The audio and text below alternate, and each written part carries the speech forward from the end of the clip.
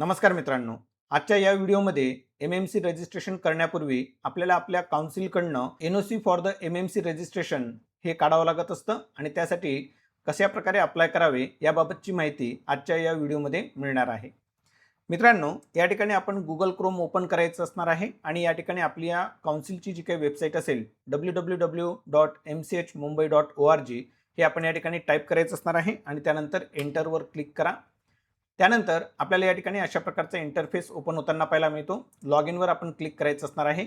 जर का तुम्ही यापूर्वी या वेबसाईटवर येऊन आपलं अकाउंट क्लेम केलं असेल तर प्रॅक्टिशनर लॉग इनवर क्लिक करा आणि तुमचं लॉग इन करा. आणि जर का फर्स्ट टाइम तुम्ही या ठिकाणी येत असाल या वेबसाईटवर तर आपण या ठिकाणी क्लेम युअर अकाउंटवर अगोदर क्लिक करायचं आहे आणि आपण आपलं अकाउंट क्लेम करून त्यानंतर आपण प्रॅक्टिशनर लॉग इनवर क्लिक करायचं असणार आहे.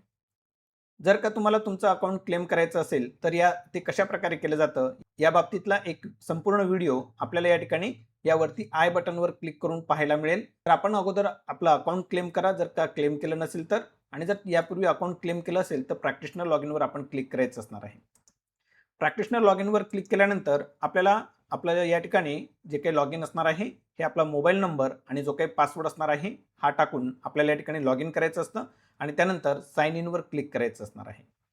साइन इनवर क्लिक केल्यानंतर आपल्याला या ठिकाणी अशा प्रकारचा इंटरफेस ओपन होताना पाहायला मिळतो. यामध्ये आपल्याला राईट अप्पर कॉर्नरला आपला फोटो, त्यानंतर आपल्या इकडच्या बाजूलाही परत फोटो, आपलं संपूर्ण नाव, आपला रजिस्ट्रेशन नंबर, आपलं रजिस्ट्रेशन कुठल्या तारखेपर्यंत व्हॅलिड असणार आहे याबाबतची माहिती, आधार स्टेटस सध्या नॉट व्हेरीफाईड आहे, तो आपण नंतर व्हेरीफाय करू शकतो. यानंतर आपल्याला या ठिकाणी जर का तुमचं आधार व्हेरिफिकेशन करून घ्यायचं असेल तर आपण या ठिकाणी व्हेरीफायवर क्लिक करा, व्हेरीफाय नाववर क्लिक करा आणि आधार व्हेरिफिकेशन करून घ्यावे. त्यासाठी डिजिलॉकरची मदत लागेल, परंतु तुर्तास मी हे स्किप करतो. यानंतर आपल्याला या ठिकाणी एम-एम-सी एन-ओ-सी जी असणार आहे याच्यासाठी अप्लाय करायचं आहे, म्हणून एन-ओ-सी एम-एम-सी रजिस्ट्रेशन यावर आपण या ठिकाणी क्लिक करायचं आहे. यावर क्लिक केल्यानंतर हे जे काही कन्सेंट अँड इन्स्ट्रक्शन्स असणार आहेत हे आपण आय ॲक्सेप्टवर क्लिक करायचं आहे आणि पुढे आपण या ठिकाणी इम्पॉर्टंट नोट्स येत असतानाचं पाहायला मिळतात, त्या आपण संपूर्ण वाचून घ्याव्यात. All uploaded documents must be self attested by practitioner. Failure to do so may lead to rejection. Check eligibility and reason for NOC carefully before proceeding. Once submitted, print the application form and payment receipt. If practitioner is not uploading original documents, then uploaded documents should be self-assessed by practitioner. म्हणजे self attested करायचं असणार आहे आपल्याला. Fees paid under Maharashtra homeopathic practitioner act 1960 are non refundable by law. त्यामुळे संपूर्ण माहिती भरत असताना काळजीपूर्वक भरा, कारण ₹1 कुठल्याच परिस्थितीत MCH कडनं परत मिळणार नाही जर का ॲप्लिकेशन चुकलं, काही गडबड झाली तर. यानंतर आपल्याला या ठिकाणी आपली जी पण काही बेसिक इन्फॉर्मेशन असणार आहे, आपलं नाव, आपला रजिस्ट्रेशन नंबर, आपलं जेंडर, आपला पत्ता, आपली नॅशनॅलिटी, आपला मोबाईल नंबर, आपला ईमेल ID ही सगळी माहिती आपल्याला या ठिकाणी येत असतानाचं पाहायला मिळेल. त्यानंतर आपले एज्युकेशनल क्वालिफिकेशन जी असणार आहे आणि आपलं कॉलेज कुठून आपण या ठिकाणी BHMS केलेलं आहे, युनिव्हर्सिटी कुठली आहे, PRN नंबर काय असणार आहे, या बाबतीतली सगळी माहिती आपल्याला या ठिकाणी येत असतानाचं पाहायला मिळेल.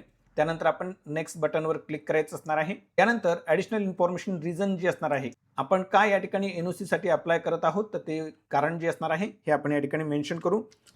I passed CCMP and now I want to apply for MMC registration. त्यानंतर नेक्स्ट बटनवर क्लिक करायचं आहे. यावर क्लिक केल्यानंतर आपल्याला या ठिकाणी आपले काही कागदपत्र असणार आहे हे अपलोड करायचे आहेत. यामध्ये आपला जो काही फोटो असणार आहे, कॅन्डिडेट फोटो, हा JPG, JPEG, PNG फॉर्मॅटमध्ये असला पाहिजे. त्याची मेमरी 2 MB पेक्षा कमी असली पाहिजे. आपली सिग्नेचर अपलोड करायची असणार आहे. ID प्रूफसाठी आपण या ठिकाणी जे काही आधार कार्ड असणार आहे हे अपलोड करावे. रजिस्ट्रेशन सर्टिफिकेटची फ्रंट साईड आपण या ठिकाणी अपलोड करायची. फोटो अपलोड केला तरी चालणार आहे, सर्व ठिकाणी फोटो अपलोड केले तरी चालतील. त्यानंतर डिजिटल रिन्युअल सर्टिफिकेट जी असणार आहे किंवा आपलं रजिस्ट्रेशन सर्टिफिकेटची बॅक साईड जी असणार आहे ही आपण अपलोड करायची.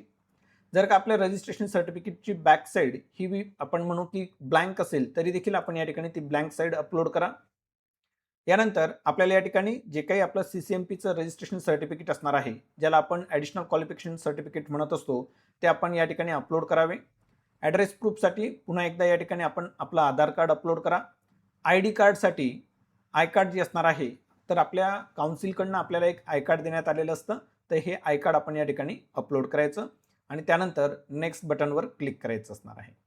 तर याप्रमाणे सर्व प्रकारचे कागदपत्र अपलोड केल्यानंतर व्यवस्थित अपलोड करायचे. ज्या ठिकाणी जे कागदपत्र मागितले गेलेले आहे त्याचा फोटो आपण या ठिकाणी प्रॉपरली व्यवस्थित अपलोड करा आणि त्यानंतर नेक्स्ट बटनवर क्लिक करायचं असणार आहे.